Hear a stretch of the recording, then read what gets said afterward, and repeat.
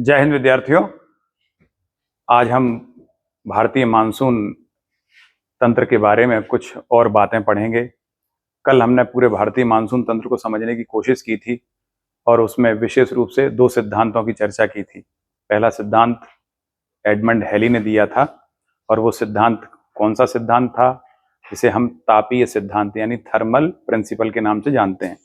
तो thermal principal सिर्फ ये बताता है कि पूरे विश्व, अगर हम भारतीय मानसून की बात करें तो थर्मल जो प्रिंसिपल है यानी एडमंड हैली द्वारा जो प्रिंसिपल दिया गया था, जिसे हम तापीय सिद्धांत या थर्मल प्रिंसिपल कहते हैं, वो ये कहता है कि सूर्य के विस्थापन के साथ ही, जब अगर हम इक्वेटर की बात करें, एक लाइन इक्वेटर आप बना लें। इक्वेटर कहां से होकर गुजरती है, ऐसे याद रखेंगे, जस्ट अफ्रीका के बीच से होकर गुजरती है इक्वेटर। तो ये इक्वेटर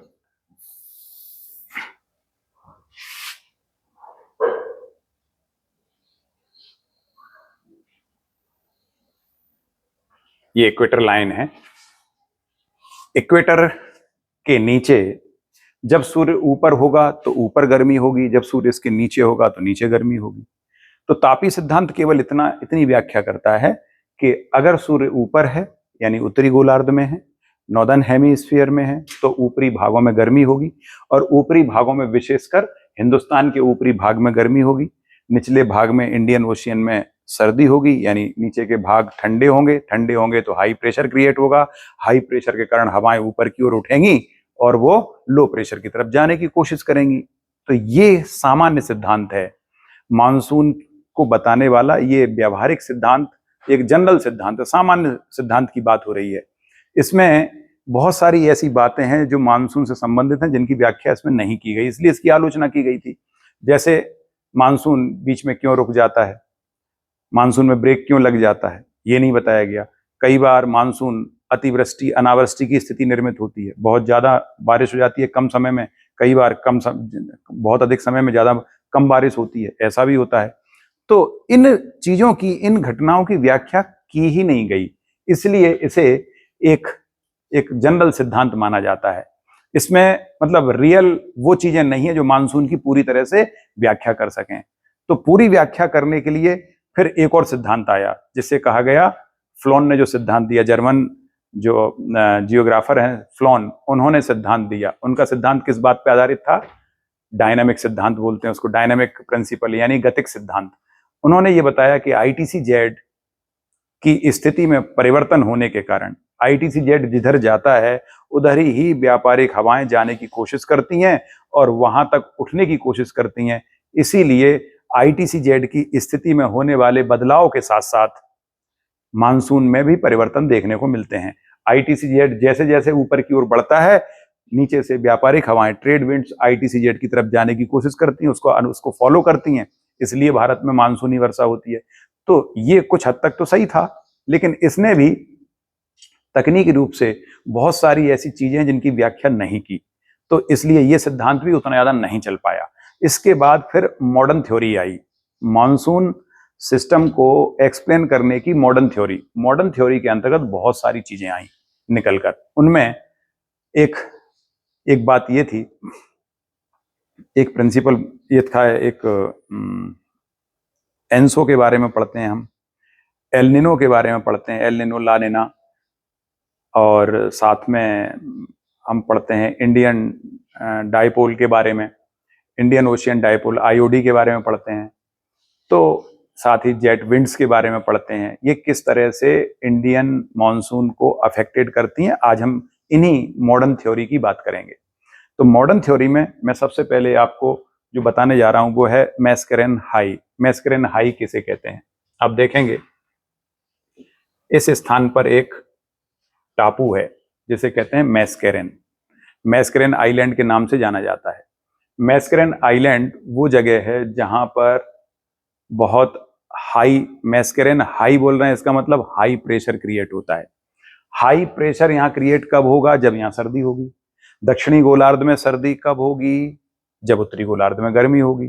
तो गर्मियों के सीजन में मेडागास्कर के जस्ट ऊपर, ये मेडागास्कर है, मेडागास्कर के जस्ट ऊपर मैस्करेन आइलैंड जहां भी पाया जाता है उसी के आसपास एक हाई प्रेशर क्रिएट होता है। इस जगह पर बहुत अधिक हाई प्रेशर क्रिएट हो जाता है। हाई प्रेशर को मैं ब्लू लाइन से कर देता हूं तो ज्यादा ज्यादा समझ में आएगा आपको।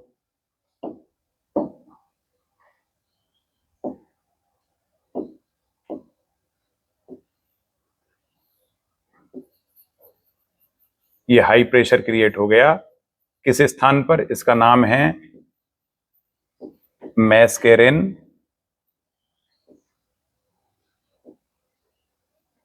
मैस्केरेन हाई। ये परीक्षा के लिए इंपॉर्टेंट है कि मैस्केरेन हाई किस प्रकार इंडियन मानसून को अफेक्टेड करता है। तो मैस्केरेन हाई एक जगह है, एक आइलैंड है, उसके आसपास इंडियन ओशियन में हाई प्रेशर क्रिएट होता है।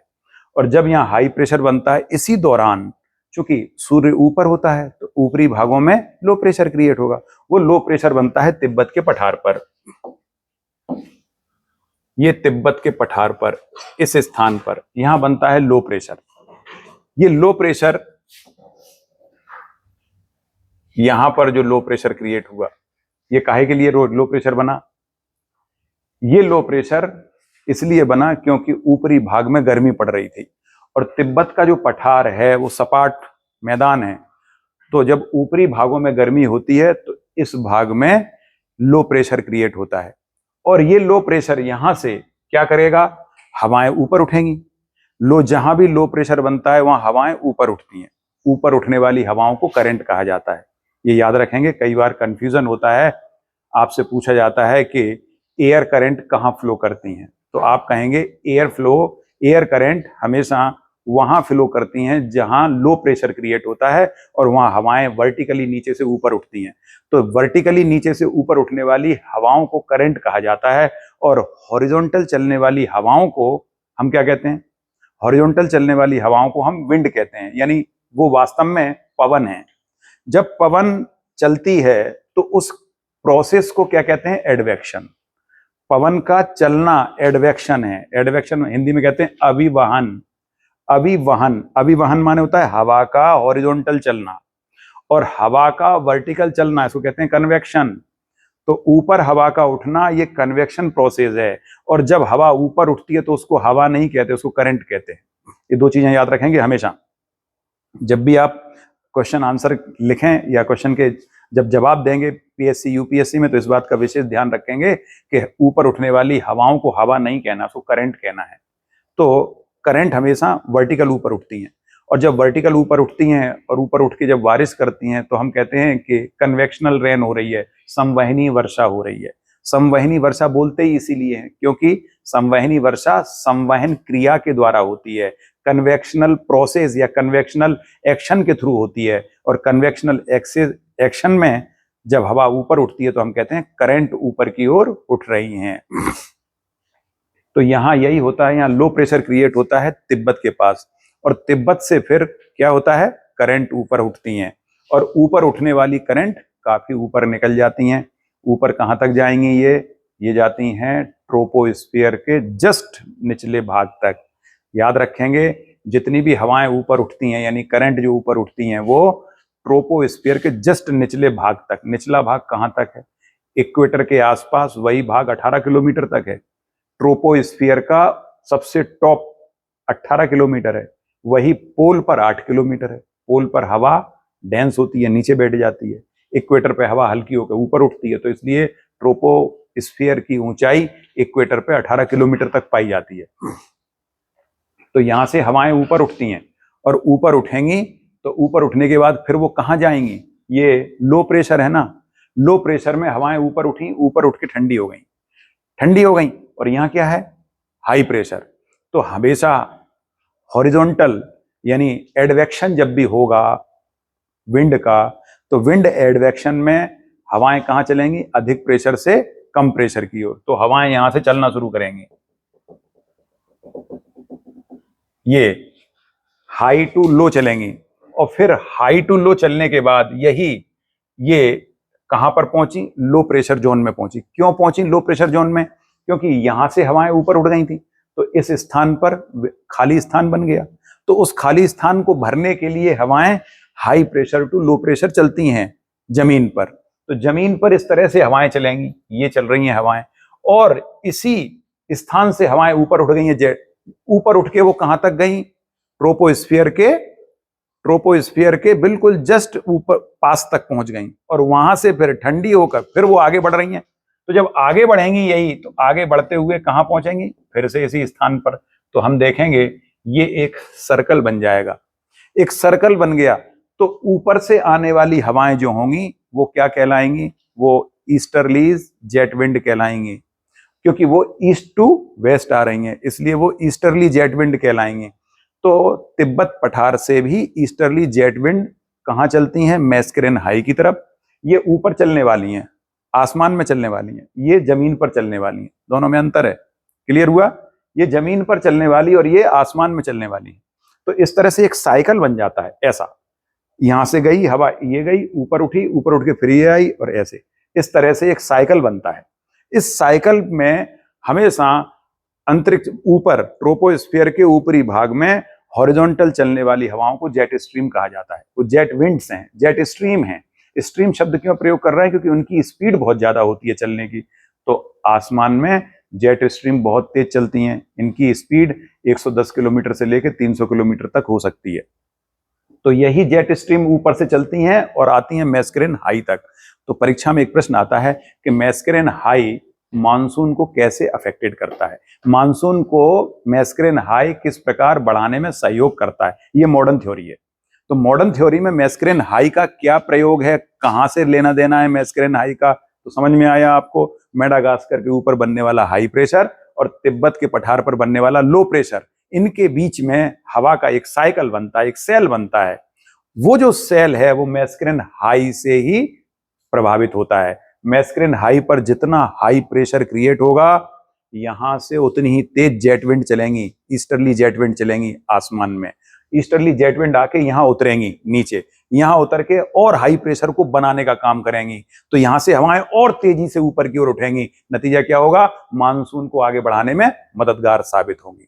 इसलिए मानसून को ऊपर की ओर उठाने में मैस्करेन हाई का बहुत विशेष योगदान होता है। क्लियर हुई थ्योरी मैस्करेन हाई की? ये मैस्करेन हाई थ्योरी मानसून सिस्टम को समझने के लिए बहुत जरूरी है। तो ठीक है ना, क्लियर हो गया? मानसून तंत्र को समझने के लिए मैस्करेन हाई का किस तरह से रोल है, कैसे ये अफेक्टेड करता है। तो ये इस तरह का एक साइकिल बनता है, और ये साइकिल क्या कर रहा है? मानसून तो नीचे से ही आता है, तो नीचे से आने वाली हवाओं को धक्का देने का काम करता है। इसको कहते हैं मैस्करेन हाई। नेक्स्ट है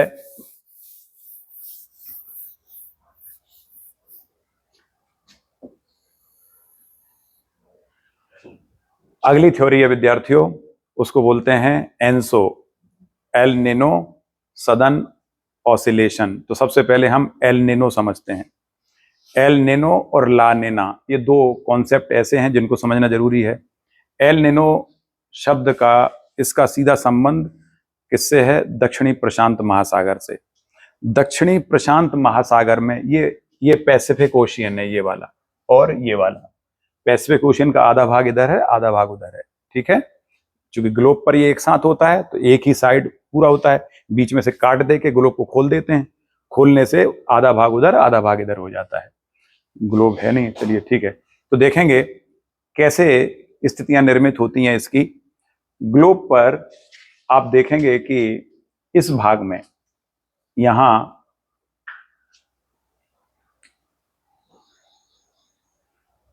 ये देश है पेरू। पेरू के तट पर ऐसी स्थितियां निर्मित हो जाती हैं। अगर मैं इसको और आगे बढ़ा दूं,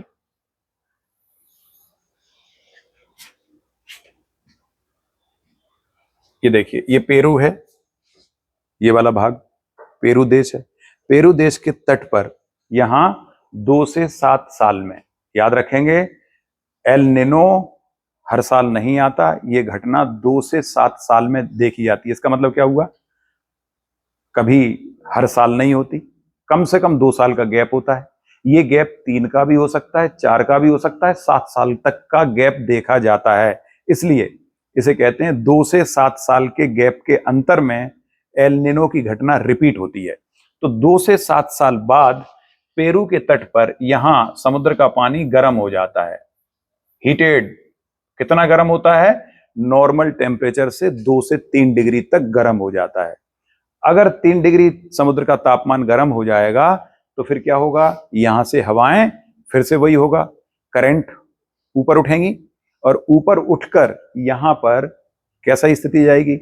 यहां जब करंट ऊपर उठेंगी, एवापोरेशन बहुत ज्यादा होगा, करंट ऊपर उठना शुरू कर देंगी, लो प्रेशर क्रिएट हो गया है, इसलिए टेम्परेचर ज्यादा है तो लो प्रेशर क्रिएट हो गया, लो प्रेशर क्रिएट होने से हवाएं ऊपर उठना शुरू करेंगी, जिन्हें हम करंट कहेंगे। तो वो ऊपर उठ के और फिर चलना शुरू करेंगी। तो ऊपर उठ के किधर चलेंगी? वहां यहां से ऊपर उठेंगी और ऊपर उठ के फिर इस डायरेक्शन में चलना शुरू करेंगी, ऐसे। ठीक है, अब चूंकि मैं बोर्ड पे बता रहा हूं, लेकिन आपको समझना क्या है, हवा में। जैसे सपोज ये वाला भाग यहां है तो यहां से ऊपर उठी, ऐसी ऊपर उठने के बाद फिर इस तरह से चलना शुरू करेंगी। तो ऐसे यहां से उठी हुई हवाएं आगे की ओर बढ़ना शुरू करेंगी और ये इस तरह से दक्षिणी प्रशांत महासागर में ये आगे बढ़ते बढ़ते इधर पहुंच जाएंगी। कहां पहुंचेंगी? ऑस्ट्रेलिया के तट पर। तो ऑस्ट्रेलिया के तट पर जब यहां पहुंचेंगी, इसका मतलब यहां हाई प्रेशर था, तभी तो यहां हाई प्रेशर था, यहां पर समुद्र ठंडा था और यहां समुद्र गर्म है। अब यहां एक चीज और सोचेंगे, हमने बोला था हवाएं हाई प्रेशर से लो प्रेशर की ओर चलती हैं। यहां हवा नहीं है, यहां क्या है? यहां समुद्र है, पानी है। पानी इस जगह पर जब गर्म होगा तो गर्म गर्म होने के कारण हवा यानी करंट ऊपर उठेगी। करंट ऊपर उठेगी तो वो आगे की ओर बढ़ना शुरू करेगी।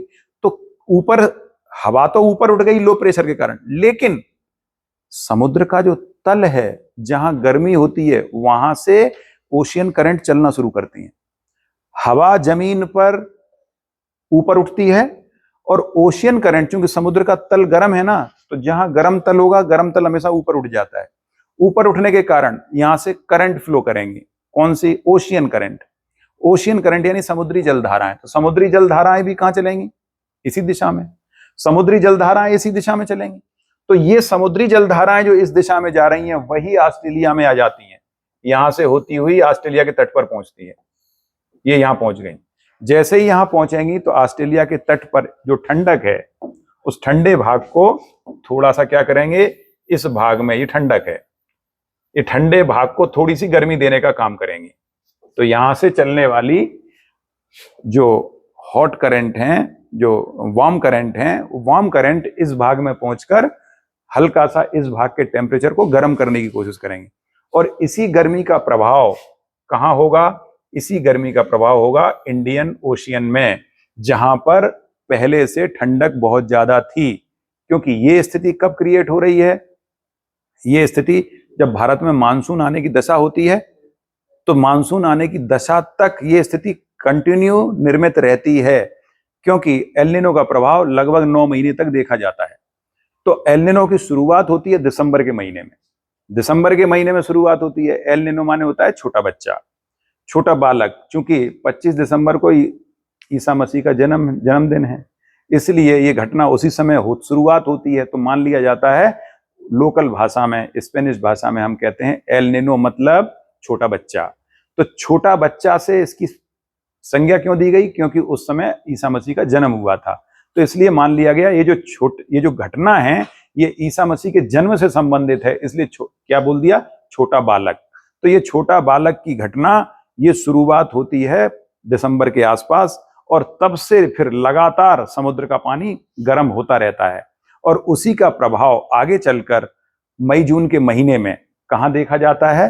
फिर चूंकि वो ठंड, जैसा बताया मैंने, उस गर्मी के कारण जब तक आगे बढ़ेंगे हम दिसंबर के बाद, जनवरी, फरवरी, मार्च के बाद सूर्य कहां चला जाएगा?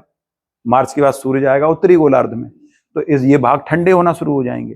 नतीजा क्या होगा? जब हमारे यहाँ मानसून आएगा तब तक यहाँ अच्छा खासा एक हाई प्रेशर क्रिएट हो जाएगा, क्योंकि ये ठंडक हो जाएगी। मानसून जब आएगा 1 जून को मानसून शुरुआत होती है और 21 जून तक आते आते सूर्य कर्क रेखा पे पहुंच जाता है। इसलिए इस भाग में अच्छी सर्दी और इस भाग में गर्मी होती है। तो यहाँ की जो सर्दी जितनी ज्यादा होगी, नतीजा क्या?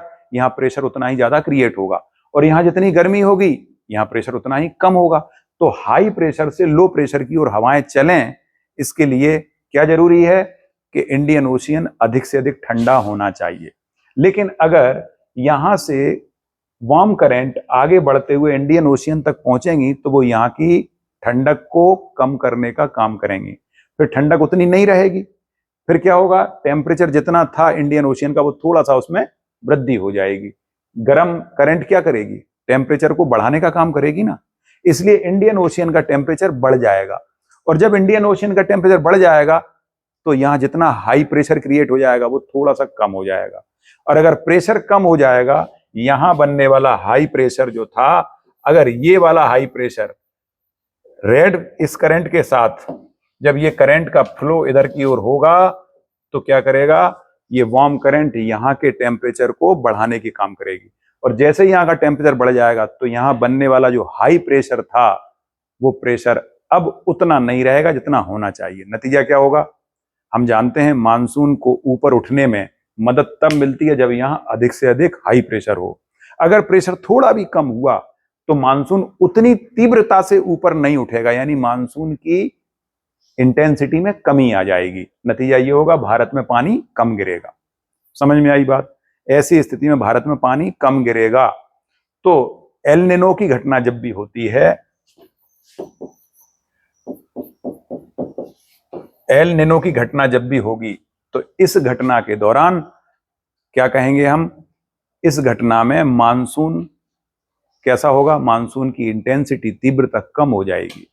कम होने का कारण समझ में आया, क्यों हुई कम? क्योंकि पेरू के तट पर जो समुद्र का ताप बढ़ा था, अचानक से 2 से 3 डिग्री बढ़ गया था, और ऐसी स्थिति हर 2 से 7 साल में निर्मित होती है। इसके कारण इसका प्रभाव 9 महीने तक देखा जाता है। अब शुरुआत होती है इसकी 25 दिसंबर के आसपास। अगर 9 महीने हम लगाएंगे तो सितंबर तक 9 महीने होंगे ना। और भारत में मानसून कब आना है, 1 जून को। तो इन्हीं 9 महीने के बीच में इस घटना से यहाँ का इंडियन ओशियन का पानी का तापमान थोड़ा सा बढ़ता है, जिससे यहाँ का हाई प्रेशर उतना नहीं रह पाता, कम हो जाता है। और यहाँ का प्रेशर अगर कम हुआ तो ऊपर उठने की हवाओं की जो इंटेंसिटी है वो भी कम हो जाएगी। इसीलिए भारत में मानसून की दर कम हो जाती है, मानसून कमजोर हो जाता है। और जब ये मानसून कमजोर होता है तो इसका प्रभाव कितना पड़ता है, 5% से लेकर 10% तक। तो अगर भारत में जितना मानसून आता है उसका 10% भी कमी हो गई ना, 5% से 10%, इतनी कमी ही बहुत बड़ी कमी हो जाती है। इसका परिणाम ये होता है, कहीं अतिवृष्टि कहीं अनावृष्टि होती है, कहीं बहुत ज्यादा पानी कहीं कम पानी, क्योंकि मानसून की जो रेगुलर जो चेन बनी हुई है वो टूट जाती है, उसमें कहीं ना कहीं कमी आती है। तो वो कमी के कारण ही भारत में बहुत सारे क्षेत्रों में सूखा की स्थिति निर्मित हो जाती है। अब देखिए आप, ऐसी एल निनो की जब घटना होगी तो इधर क्या था, इधर ठंडक थी और इधर गर्मी थी। जहां गर्मी होगी वहां समुद्र में एवापोरेशन ज्यादा होगा, तो यहां से बहुत ज्यादा बादल उठेंगे ऊपर की तरफ, और ज्यादा बादल उठेंगे यानी करंट ऊपर की ओर आएगी, करंट आएंगी तो बादल बनेंगे, बादल बनेंगे तो फिर यहाँ कन्वेक्शनल रेन भी होगी। तो वो कन्वेक्शनल रेन का प्रभाव पूरे साउथ अमेरिका महाद्वीप के ऊपरी भागों में अच्छी खासी बारिश होती है। साथ ही इसका प्रभाव इधर भी देखा जाता है, अमेरिका तक देखा जाता है। तो अमेरिका, यहां से लेके अमेरिका तक के भागों में हमेशा अच्छी बारिश होगी। परीक्षा में याद रखें, ये बिल्कुल कंठस्थ दिमाग में रखें, जहां प्रेशर लो होता है यानी गर्मी होती है समुद्री भाग में, वहां बारिश बहुत अच्छी होती है क्योंकि एवापोरेशन बहुत ज्यादा होता है। इसलिए इस भाग में बारिश ज्यादा होगी। और ये भाग कैसे होंगे, ये भाग उतनी ज्यादा बारिश वाले नहीं होंगे, यानी सूखे की चपेट में आ जाएंगे। और अगर ये वाले भाग सूखे की चपेट में आएंगे तो उसका नतीजा क्या होगा, गर्मियों में यहां पर इतनी गर्मी पड़ेगी कि जंगलों में आग भी लग सकती, जैसे कि 2019 में ऑस्ट्रेलिया के जंगलों में हुआ था। लगभग 30,000 स्क्वायर किलोमीटर के एरिया में जंगल में आग लगी थी, इतनी बड़ी आग थी। उस आग का कारण ही यही था, एल निनो की घटना। तो एल निनो से इस क्षेत्र में जम के पानी गिरता है और इन क्षेत्रों में सूखा पड़ जाता है। तो इसी सूखे का असर भारत में भी आता है। तो ऑस्ट्रेलिया, इंडोनेशिया, ये Vietnam, Thailand, Laos, Myanmar, India, इन सब जगहों पर कम पानी गिरता है, सूखे की स्थितियां निर्मित होती हैं। तो एल निनो भारत के लिए अच्छा नहीं है।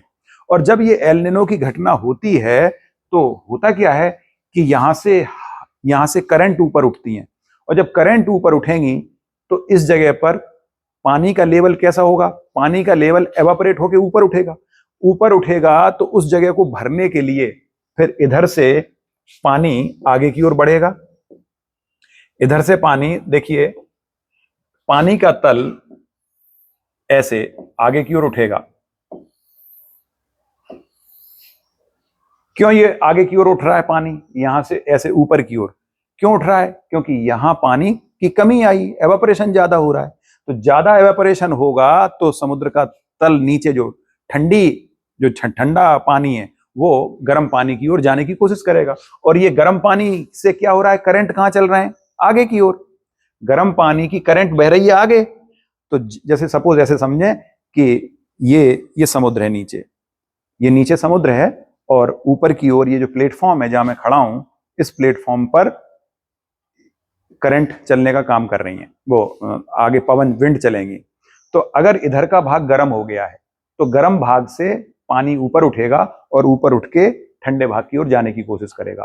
तो जब गर्म पानी ठंडे पानी की ओर जाने की कोशिश करेगा तो उस स्थान पर पानी, ठंडा पानी इधर से आगे की ओर बढ़ेगा।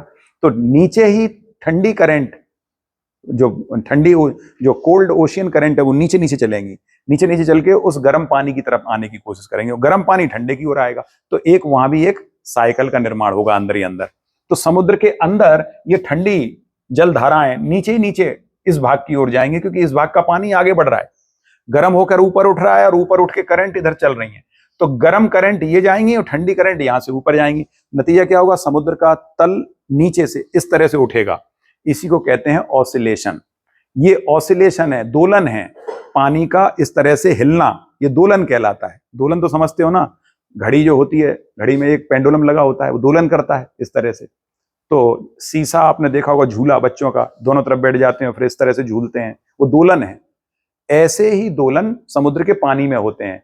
तो ठंडा पानी गर्म पानी की ओर जाता है और गर्म पानी ठंडे पानी की ओर आता है। इस तरह से एक ऑसिलेशन होना शुरू हो जाता है समुद्र के पानी में। वो ऑसिलेशन कहां हो रहा है? दक्षिण प्रशांत महासागर में। तो दक्षिण प्रशांत महासागर में होने वाले इस ऑसिलेशन को एनसो कहा जाता है। ENSO means ENSO, El Nino south southern oscillation. El Nino southern oscillation क्या मतलब हुआ? El Nino southern oscillation, it means El Nino के कारण, सदर्न मतलब दक्षिण में, कौन से दक्षिण में? प्रशांत महासागर के दक्षिण में। एल निनो एक्चुअली ये है El Nino Pacific ocean southern Pacific, southern Pacific ocean oscillation, ये इस तरह से है। El Nino southern Pacific oscillation, इस तरह से इसको पढ़ा जाता है। तो समुद्र में ऑसिलेशन यानी पानी में ऊपर नीचे इस तरह का हिलना डुलना शुरू हो जाता है। जब पानी का तल अंदर ही अंदर ऊपर उठता है, इसको कहते हैं अपवेलिंग। एक शब्द प्रयोग किया जाता है,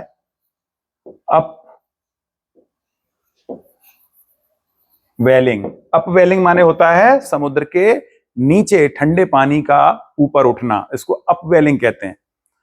तो अपवेलिंग मतलब ऊपर उठना। तो ये स्थिति, अपवेलिंग की स्थिति एनसो की क्रिया के दौरान होती है। और एनसो की क्रिया क्या है? दक्षिण प्रशांत महासागर में समुद्र का जो तल है, जहां गर्मी होती है, वहां से ऊपर उठकर एक ओशियन करंट आगे की ओर फ्लो करती है, ऑस्ट्रेलिया की तरफ आती है। ऑस्ट्रेलिया की तरफ जब ये करंट आएगी तो इस जगह को भरने के लिए अंदर ही अंदर ठंडी करंट चलना शुरू करेगी, जो इस जगह को भरने की कोशिश करेगी। इसी ठंडी करंट जो ऊपर उठेगी उसी को कहेंगे अपवेलिंग की क्रिया। तो ये अपवेलिंग हो रही है ऊपर की तरफ।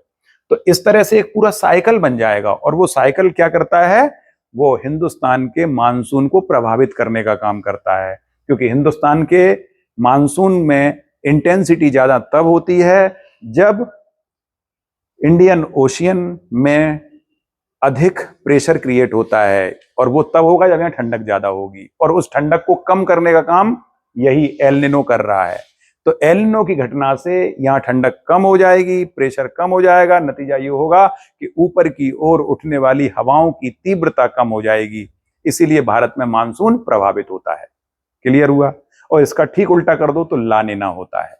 इसका ठीक उल्टा लानिना। लानिना में क्या होगा, यहां पानी गर्म ना होकर ठंडा होगा। ठीक इसका उल्टा कर दें आप, यहां पर ठंडा पानी होगा, ये तट ठंडे हो जाएंगे, इस स्थान पर ठंडक क्रिएट हो जाएगी। अगर ये तट ठंडे हो जाएंगे और यहां पर उल्टा हो जाएगा, इस भाग में गर्मी होगी, इस भाग में गर्मी होगी, यहां तट गर्म होगा। अब जब गर्म यहां तट होगा तो फिर क्या होगा, हवा कहां से चलेगी, अब वो करंट कहां फ्लो करेगी, गर्म से ठंडे की ओर।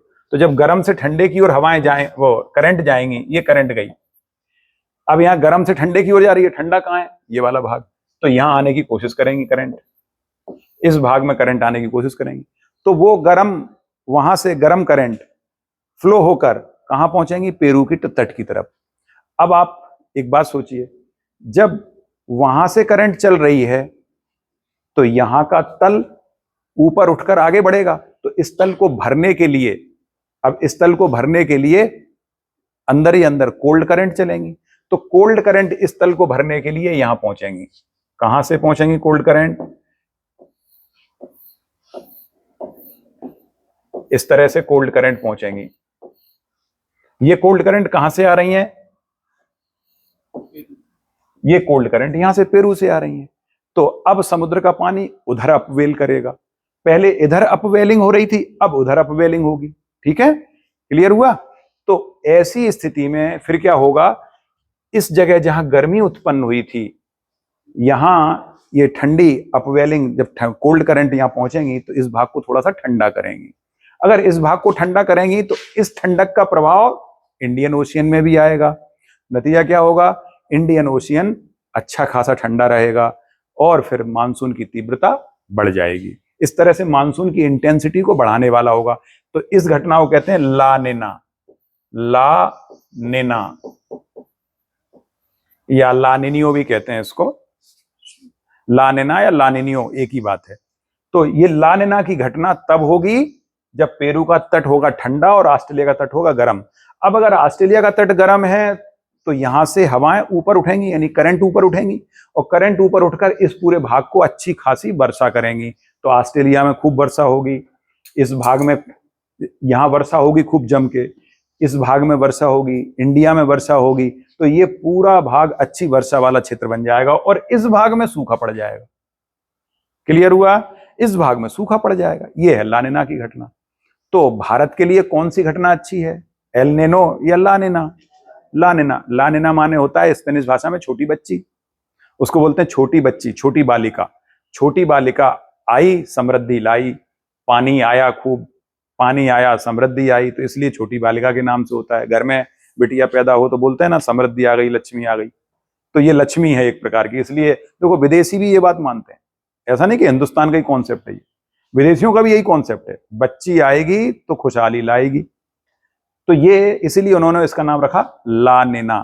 तो ला निना और एल निनो में आपको याद क्या रखना है, एल निनो में याद रखना है पेरू का तट गर्म होगा और ला निना में पेरू का तट ठंडा होगा। जो भाग गर्म होगा वहां वर्षा ज्यादा होगी, बाढ़ आएगी, आंधी तूफान आएंगे, खूब बाढ़ भी आएगी, वहां पर इतना पानी गिरेगा कि बाढ़ की अच्छी खासी स्थितियां निर्मित होंगी, ऐसा भी होगा। और जो भाग सूखे रहेंगे वहां न सिर्फ सूखा पड़ेगा, वहां जंगल में आग भी लगेगी, ऐसी घटनाएं भी होंगी। तो ये एल निनो और ला निना की घटना मानसून को किस तरह से प्रभावित करती है, परीक्षा के लिए प्रश्न है। परीक्षा में ऐसा प्रश्न बनेगा कि एल निनो और ला निना की घटना से इंडियन मॉनसून सिस्टम किस प्रकार अफेक्टेड होता है, आपको इसका जवाब देना है। तो एल निनो और ला निना में आपने देख लिया कि किस तरह से मानसून की इंटेंसिटी अफेक्टेड हो रही है। इसका जवाब आपको इन दोनों फेनोमिना को समझकर ही देना है। क्लियर हुआ। तो हमने पहले क्या पढ़ा, मैस्केरेन हाई किस प्रकार इंडियन मानसून सिस्टम को अफेक्टेड करता है, दूसरी बात पढ़ी एल निनो और ला निना की घटना किस प्रकार इंडियन मानसून को अफेक्टेड करती हैं। अब इसके बाद last IOD, Indian ocean dipole. अब इसके बारे में हम पढ़ेंगे, क्या है इंडियन ओशियन डाइपोल, देखते हैं विद्यार्थियों।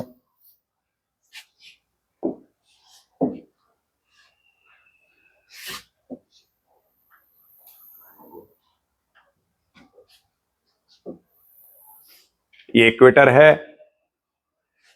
इंडियन ओशियन डाइपोल अगर शब्द का हमने प्रयोग किया है, इसका मतलब सीधा सीधा है इंडियन ओशियन से संबंधित है। इंडियन ओशियन बोल रहे हैं। लानिना एल निनो की घटना पैसिफिक ओशियन से संबंधित थी। अब हम इंडियन ओशियन की बात कर रहे हैं। जो घटना एल निनो की घटना जो पैसिफिक ओशियन में हुई थी, एक तरफ का भाग गर्म और दूसरी तरफ का भाग ठंडा था। तो अब आप बताइए, एल निनो में पैसिफिक ओशियन का कौन सा भाग गर्म हुआ था और कौन सा भाग ठंडा हुआ था? बताइए। पेरू का तट गर्म हुआ था, तो पेरू का तट, ये अगर पैसिफिक ओशियन है तो उसके लिए पेरू का तट ईस्ट साइड कहलाएगी या वेस्ट साइड कहलाएगी? ईस्ट कहलाएगा। इधर वाला भाग है ना, ईस्ट कहलाएगा, और इधर वाला जो भाग होगा वो वेस्ट कहलाएगा। तो आप यही कहोगे, एल निनो की घटना में पेरू के तट पर पैसिफिक ओशियन में, कौन से पैसिफिक ओशियन में? सदर्न पैसिफिक ओशियन में, नीचे वाला, इस लाइन के नीचे है, इसलिए दक्षिणी प्रशांत महासागर है। दक्षिणी प्रशांत महासागर में के पूर्व में, दक्षिणी प्रशांत महासागर के पूर्व में पेरू के तट पर समुद्र का तापमान 2 से 3 डिग्री बढ़ जाता है। ठीक है। इसी तरह से पश्चिम में समुद्र का तापमान, ये पश्चिम कहलाएगा पैसिफिक ओशियन का, तो पश्चिम में तापमान घट जाता है। ये एल निनो में होता है। इसका उल्टा कर दो तो ला निनो में होता है। ठीक इसी प्रकार आईओसी यानी इंडियन ओशियन डाइपोल में होता है। इंडियन ओशियन, ये आपके सामने इंडियन ओशियन है, ये पूरा इंडियन ओशियन में एक घटना होती है। क्या? सेम वैसी ही। कैसी घटना? कि इंडोनेशिया के पास, ये ऑस्ट्रेलिया इंडोनेशिया के पास, यहां और यहां दोनों जगह कैसी घटना हो रही है? इस भाग में गर्मी है, ये समुद्र गर्म है इस भाग में, और इस भाग में समुद्र ठंडा है, यहां ठंडक है।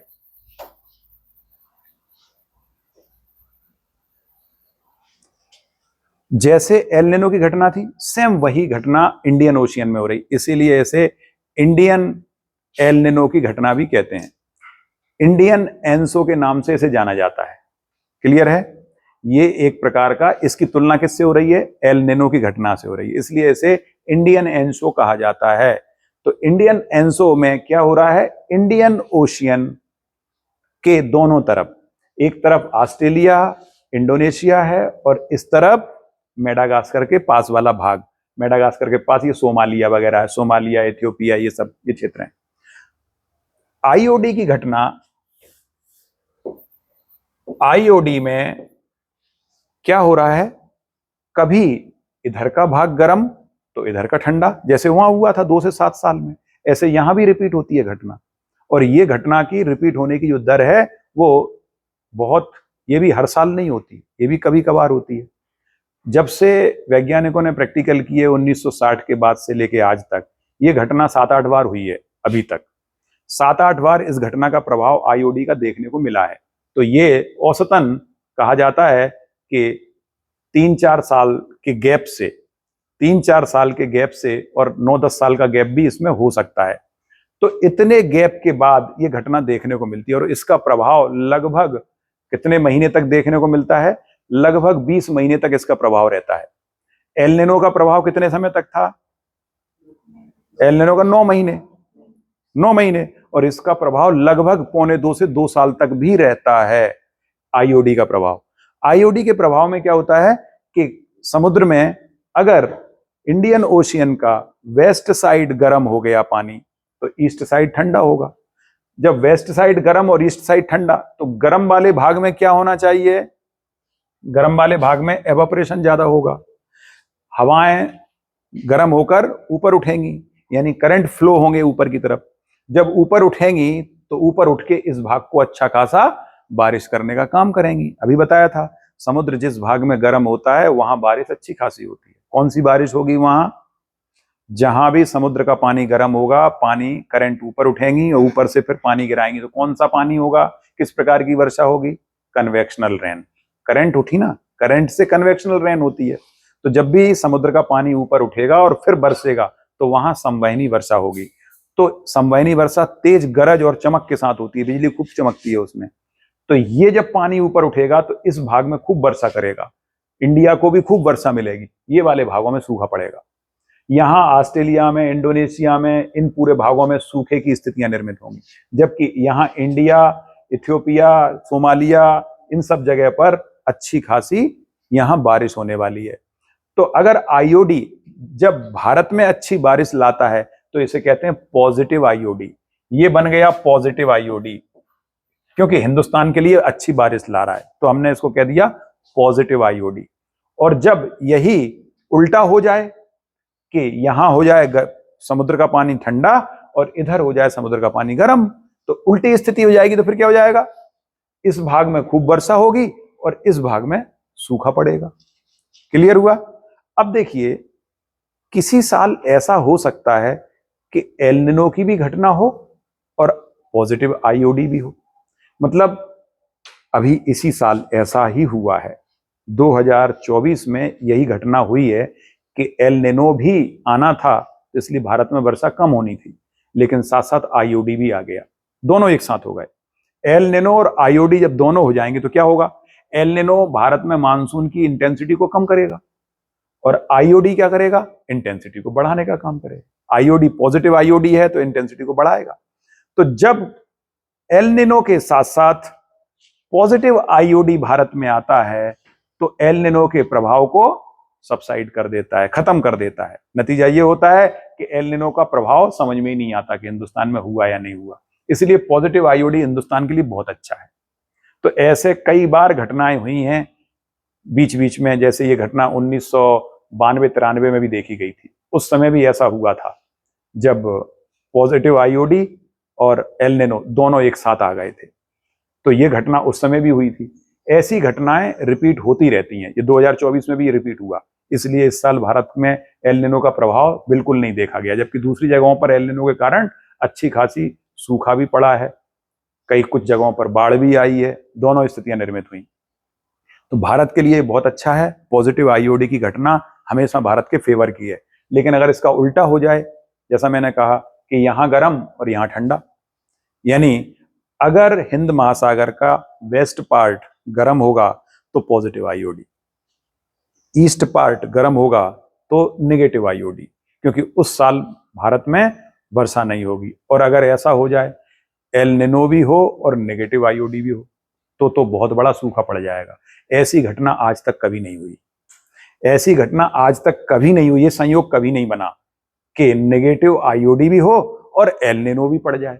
दोनों घटना एक साथ हिंदुस्तान में अभी तक नहीं हुई हैं, लेकिन अगर कभी हो गई तो वो बड़ा खतरनाक होगा। लेकिन हालांकि उसकी होने की संभावना ना के बराबर रहती है। उसका कारण है समुद्र की जो गतिविधियां होती हैं, उसके कारण ये दोनों चीजें एक साथ होने की संभावना ना के बराबर है। अब प्रश्न उठता है कि ये पॉजिटिव आईओडी और नेगेटिव आईओडी में हमने देखा, यहां हवाएं ऊपर उठी, यहां से हवाएं ऊपर उठी, ठीक, ऊपर उठ के, क्योंकि मैं इसको इधर ही बना देता हूं, ज्यादा अच्छा है,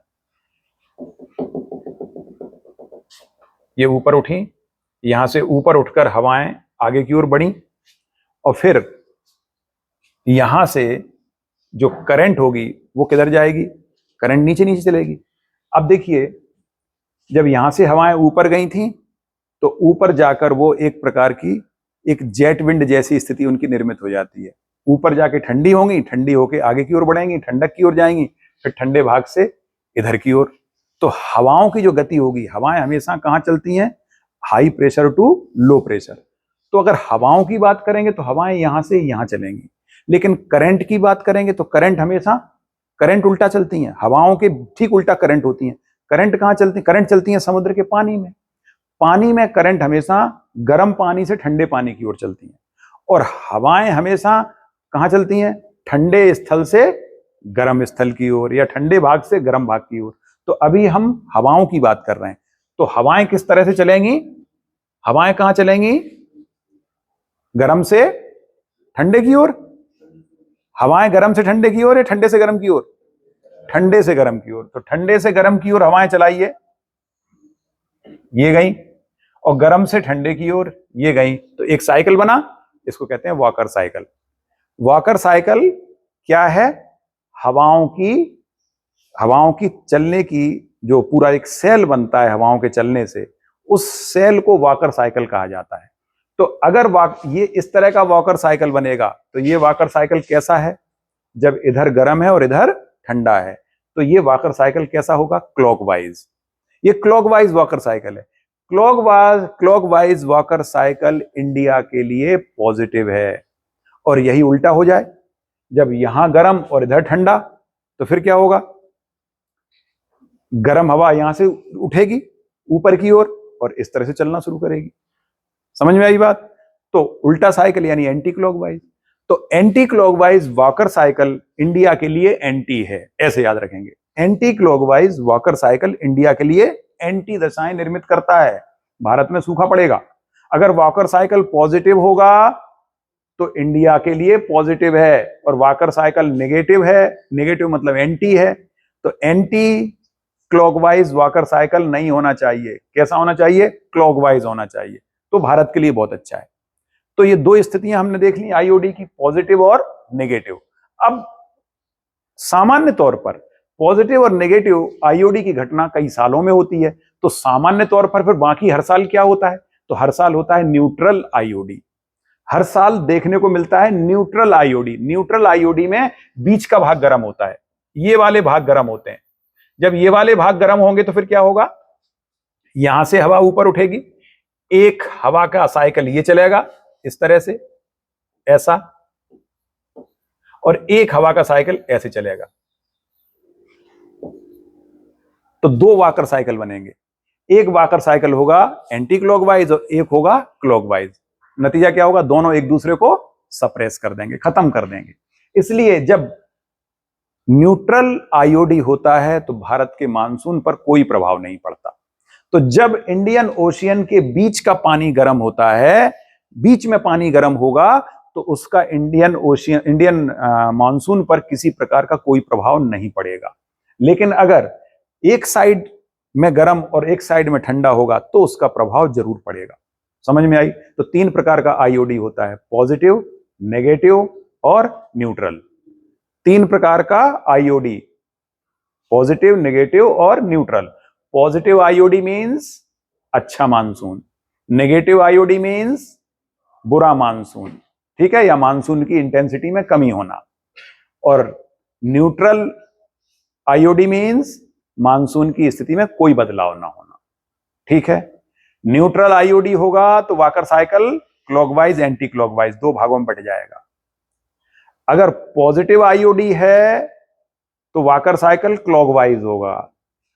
अगर नेगेटिव आईओडी है तो वॉकर साइकिल एंटी क्लॉकवाइज होगा। क्लियर हुआ? समझ में आया बात? तो क्या मतलब है कहने का? वॉकर साइकिल कैसे बना, आईओडी कब कैसी घटना निर्मित हुई, हमने ये जानने की कोशिश की।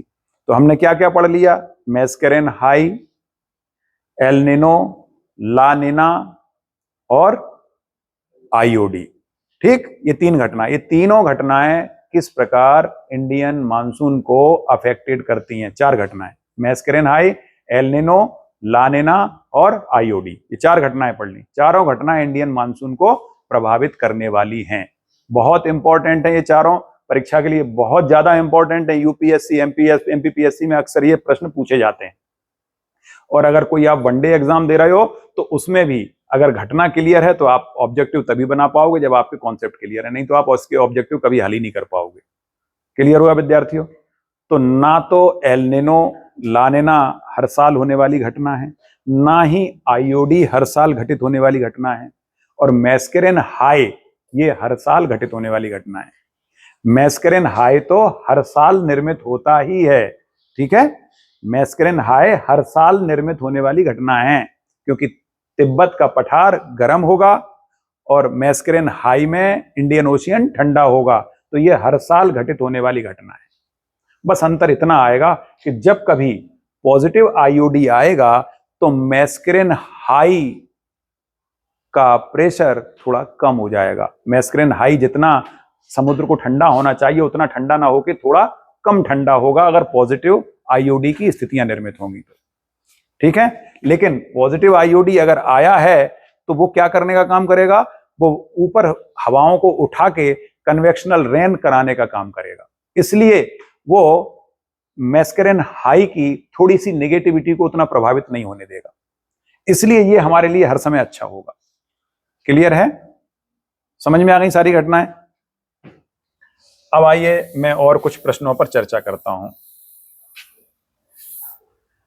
भारत में भारतीय मानसून के अंतर्गत जितनी वर्षा होती है, परीक्षा में प्रश्न पूछा जाएगा आपसे कि भारतीय मानसूनी वर्षा किस प्रकार की है, ओरोग्राफिक, साइक्लोनिक अथवा कन्वेक्शनल।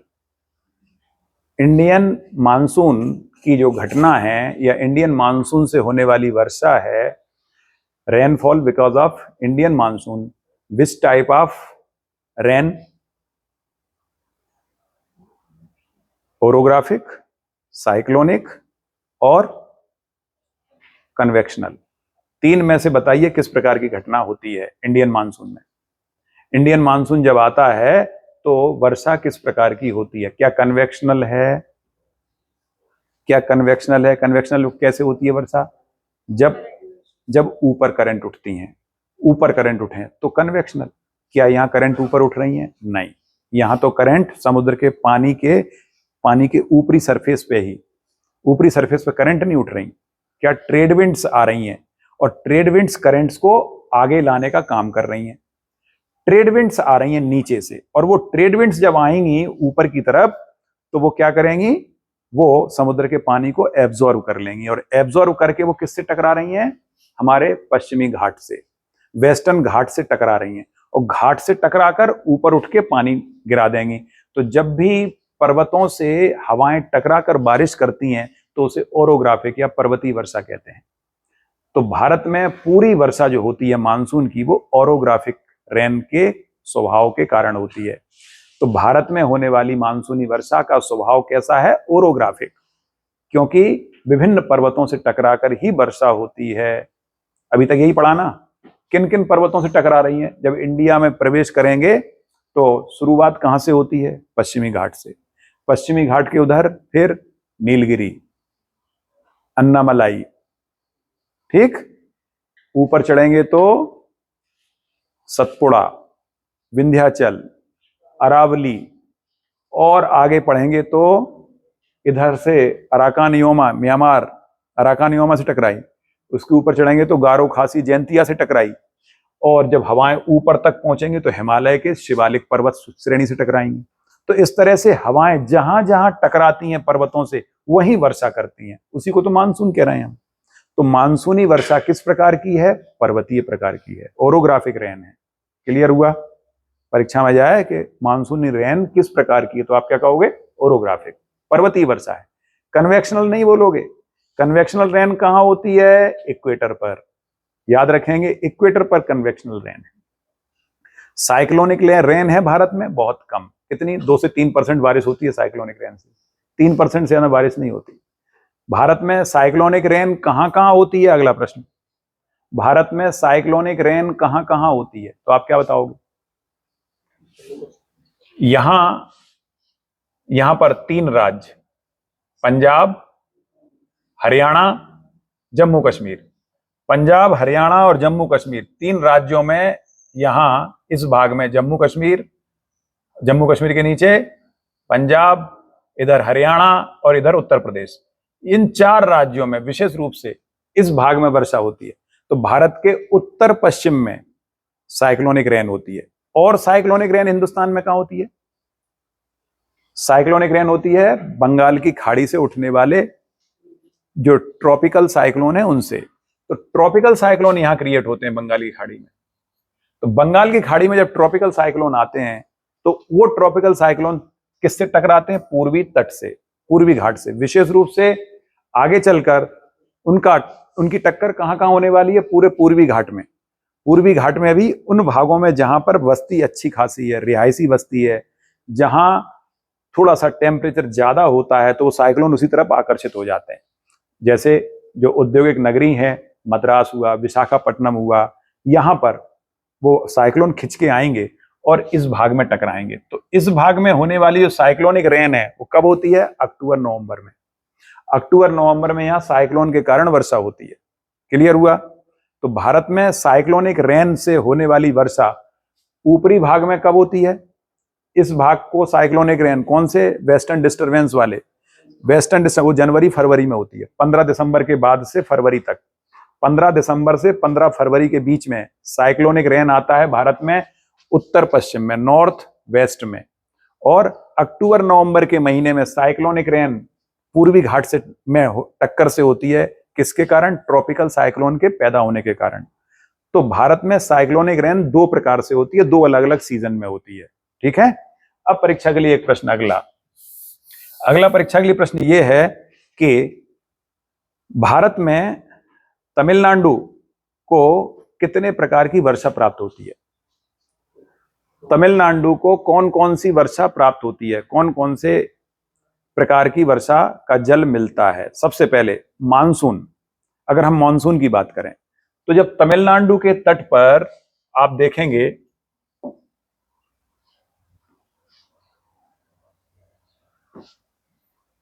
विद्यार्थियों, हमने ये जाना कि तमिलनाडु के तट पर इधर से जब हवाएं आगे की ओर बढ़ती हैं तो ये हवाएं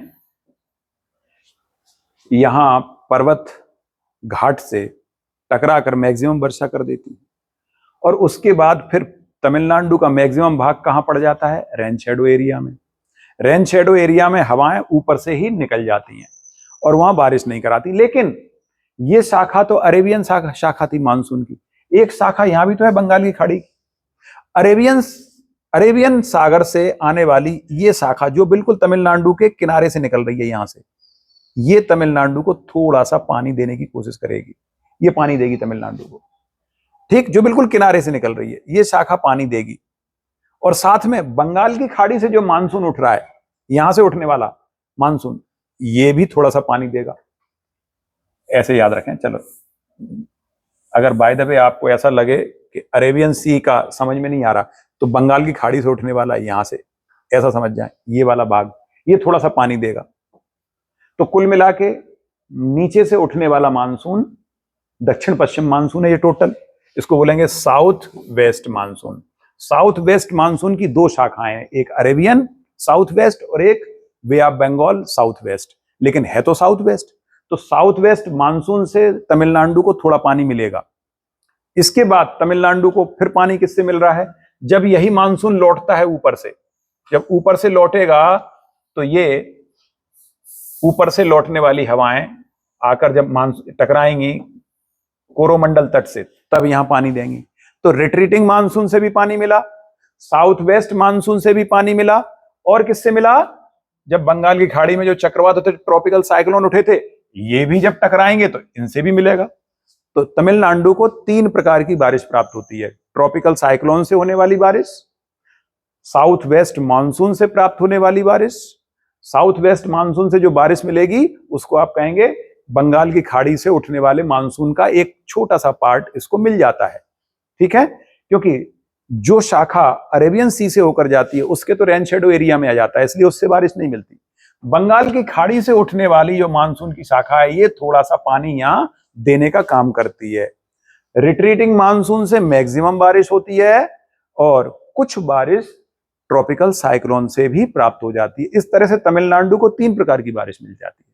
क्लियर हुआ? जाते मानसून से, आते मानसून से और बंगाल की खाड़ी के साइक्लोन से, तीन जगह से बारिश मिलती है। तमिलनाडु में कुल बारिश लगभग 90 से 100 सेंटीमीटर होती है, 90 से 100 सेंटीमीटर। जबकि मुख्य मानसून के सीजन में तमिलनाडु सूखा रहता है। मुख्य मानसून के सीजन में तमिलनाडु सूखा रहता है, उसे ना के बराबर कितनी बारिश मिलती है? केवल 15 सेंटीमीटर। वो भी किससे मिल रही है? बंगाल की खाड़ी से उठने वाले साउथ वेस्ट मानसून से, केवल 15 सेंटीमीटर, जो कि ना के बराबर, कोई ज्यादा बारिश नहीं है। मतलब अगर इतनी ही बारिश तमिलनाडु को मिलती तो तमिलनाडु में रेगिस्तान होता, क्योंकि रेगिस्तानी इलाके किसको कहते हैं? जहां 25 सेंटीमीटर से कम बारिश होती। नतीजा क्या होता कि तमिलनाडु रेगिस्तान बन जाता। लेकिन लौटता मानसून उसको कम से कम 75% बारिश देने का काम करता है। 70 से 75 सेंटीमीटर बारिश उसको लौटते मानसून से प्राप्त होती है। लौटते मानसून की मैक्सिमम बारिश तमिलनाडु को ही मिलती है।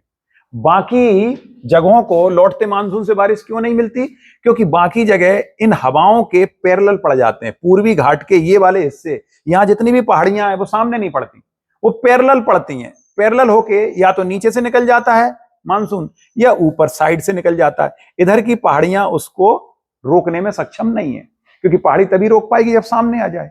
सामने नहीं आ रही है, पैरेलल आ रही हैं, इसलिए ये पहाड़ियां इसको नहीं रोक पाती। इसीलिए इस भाग में लौटते मानसून की बारिश प्राप्त नहीं हो पाती। क्लियर हुआ? समझ में आई बात?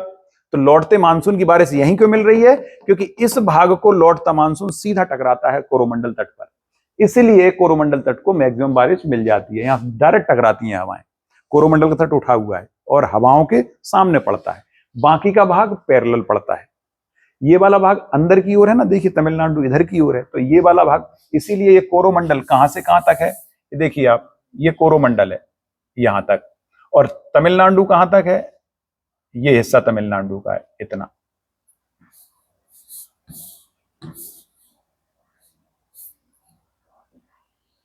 ये केरला है, ये तमिलनाडु,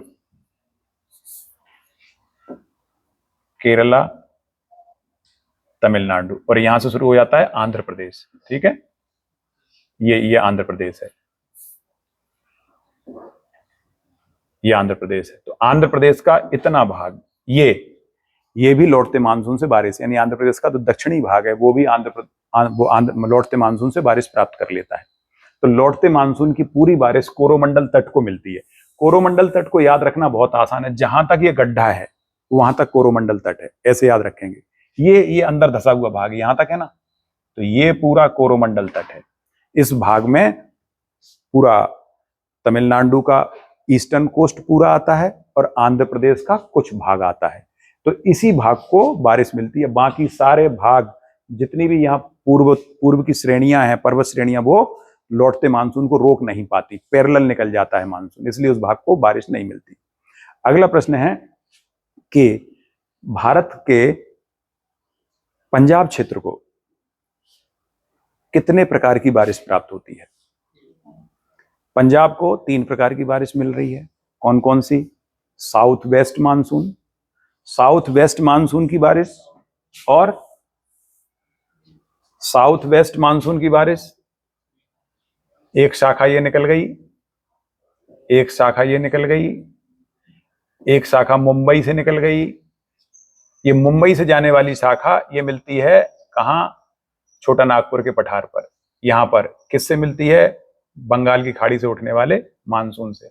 बंगाल की खाड़ी से उठने वाला मानसून, ये मैंने इसको टर्न क्यों कर दिया? क्योंकि अराकान योमा पर्वत से यहां से टकरा रहा है, टकरा कर ये इसकी दिशा बदल जाती है, इधर की ओर हो जाती है। इधर की ओर क्यों हो गई दिशा? क्योंकि यहां लो प्रेशर क्रिएट होता है राजस्थान में, इस जगह पर लो प्रेशर है, इसलिए लो प्रेशर इसे अपनी ओर आकर्षित करता है। यही कारण है कि इंडियन मानसून जाता तो है वेस्ट टू ईस्ट, लेकिन जब आगे की ओर टर्न करता है तो वो कहां से टर्न करता है? East to west. ये टर्न करना शुरू कर देता है यहां से, इस तरह से ऐसे टर्निंग होती है। क्यों हो रही है ऐसी टर्निंग? क्योंकि यहां लो प्रेशर क्रिएट हुआ था। लो प्रेशर हमेशा अपनी ओर आकर्षित करता है, इसलिए ऐसा हुआ। दूसरी बात, यहां शिवालिक पर्वतमाला है। शिवालिक पर्वतमाला क्या करती है? उठने वाले मानसून को रोक लेती है। एक और यहाँ अराकान योमा रोक रहा है, दूसरी ओर यहाँ शिवालिक पर्वतमाला ये है, ये रोक रही है। तो फिर क्या होगा? अब हवाओं को तो चलना है, आगे बढ़ना है, तो पर्वतों का किनारा पकड़ेंगी या उन्हें कोई घाटी मिल जाए तो पर्वतों के किनारे किनारे आगे बढ़ेंगी, इसलिए इधर चली जाती हैं। अथवा घाटी के रूप में यहां से निकल जाती हैं। ये घाटी ब्रह्मपुत्र की है, इसलिए ब्रह्मपुत्र की घाटी से होते हुए आगे निकल जाती हैं। इस प्रकार जब पंजाब को बारिश प्राप्त होने की बात होती है तो पंजाब को बारिश कहां कहां से मिल रही है?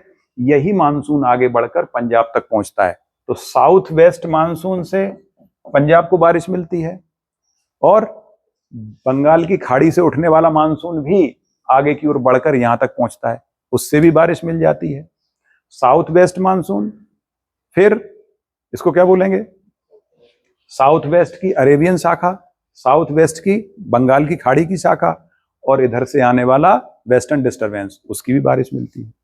तो इस प्रकार 3 प्रकार की बारिश मिलती है। क्लियर हुआ? कौन कौन सी? साउथ वेस्ट मानसून की Arabian branch, south west monsoon की बंगाल की खाड़ी से उठने वाली ब्रांच।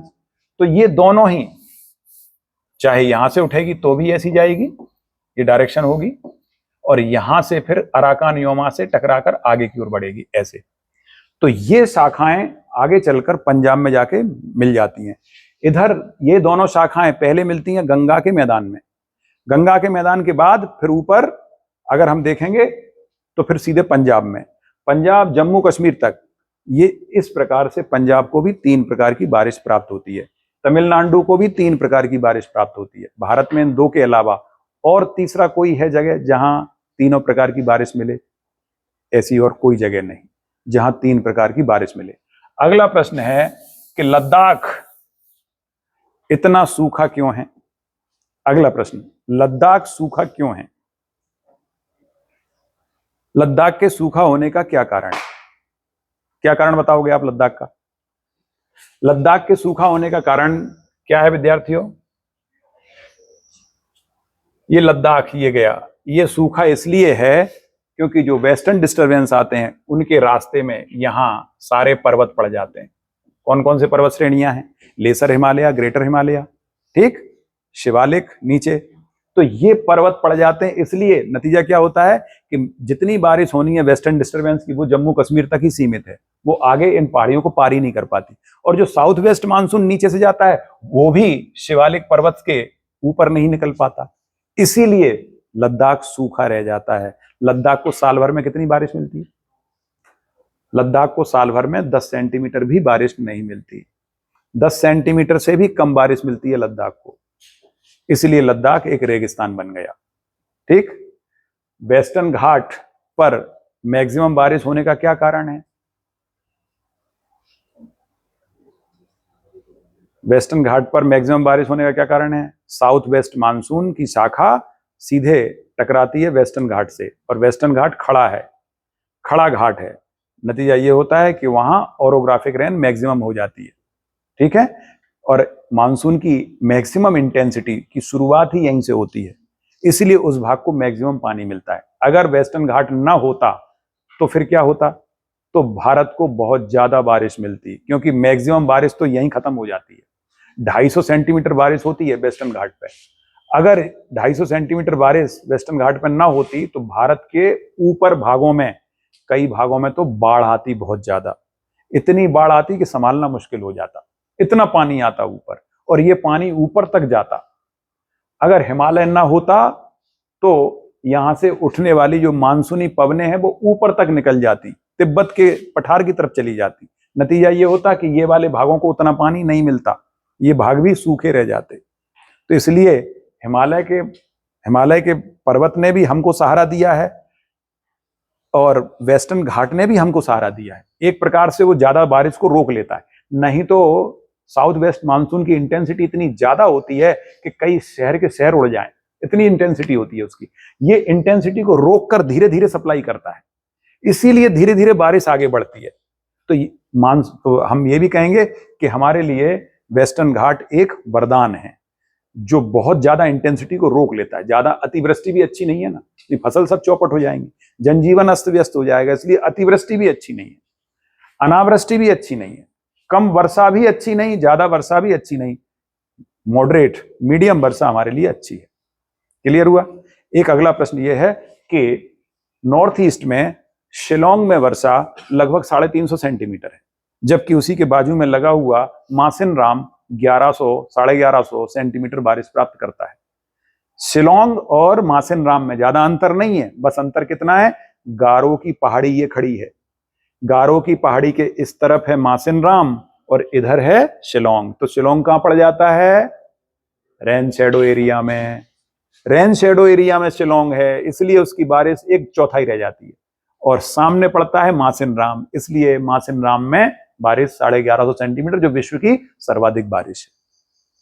ठीक है, हमेशा याद रखो, कहीं भी ऐसा प्रश्न आए जो आजू बाजू 2 शहर हों, एक में ज्यादा वर्षा और एक में कम, तो तुरंत समझ जाना जहां कम है वहां रेन शेडो एरिया है। जैसे महाबलेश्वर और पुणे, महाबलेश्वर की पहाड़ियां, एक तरफ महाबलेश्वर है, सीधा सामने पड़ता है वेस्टर्न घाट है, सह्याद्री है, तो सह्याद्री सामने पड़ा महाबलेश्वर, यहां तो वर्षा हो गई 650 सेंटीमीटर, और इसके पीछे 1/10 रह जाती, वर्षा केवल 70 सेंटीमीटर रह जाती। पीछे है पुणे, तो पुणे में रेन शेडो एरिया में आ जाता है, इसलिए वहां वर्षा कम।